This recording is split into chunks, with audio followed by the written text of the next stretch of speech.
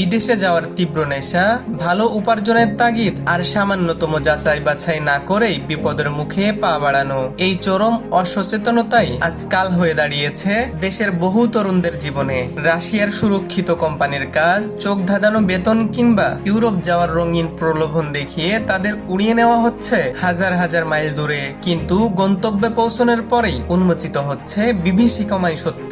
বেসামরিক কাজের বদলে অনভিজ্ঞ হাতে ধরিয়ে দেওয়া হচ্ছে মৃত্যুর পরোয়ানা। রুশ ভাষার অস্পষ্ট সামরিক চুক্তি, রান্নার হাতা কড়াই কিংবা কাজের সরঞ্জাম কেড়ে নিয়ে এক পলকেই তুলে দেওয়া হচ্ছে প্রাণঘাতী AK-47। প্রলোভনে পড়া সেই তরুণরা আজ ইউক্রেনের বরফ ঢাকা ফ্রন্টলাইনে দাঁড়িয়ে নিশ্চিত মৃত্যুর মুখোমুখি।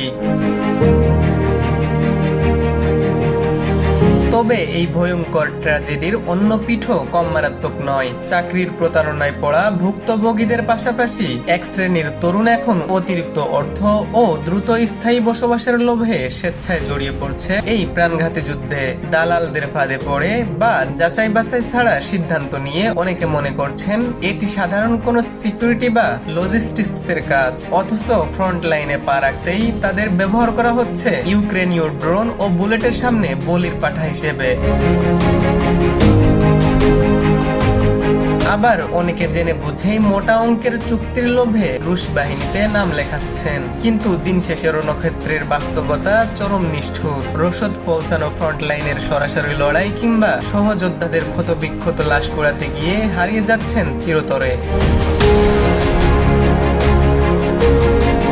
দেশের অলিতে গলিতে আজ ঘুরে বেড়াচ্ছে তরুণদের এই স্বপ্ন ও রক্তবেচা দালাল চক্র। একের পর এক তরুণ নিখোঁজ হয়ে ঝরে পড়ছে বিদেশের মাটিতে, আর পেছনে রেখে যাচ্ছে ভিটে মাটি হারানো নিঃস্ব পরিবারের বুক ফাটা হাহাকার। ভুল তথ্য, অন্ধের মতো বিশ্বাস আর অতিরিক্ত অর্থের লোভ, সব মিলিয়ে স্বপ্নের সোপান আজ পরিণত হচ্ছে গণকবরে। না বুঝে কিংবা স্বেচ্ছায় অনেকেই যুক্ত হচ্ছেন এই যুদ্ধে। প্রলোভনের এই রক্তচোষা ভাত থামবে কবে তা নিয়ে প্রশ্ন তুলেছেন অনেকেই। ইমুর রহমান, নিউজ বাংলা.নিউজ, ঢাকা।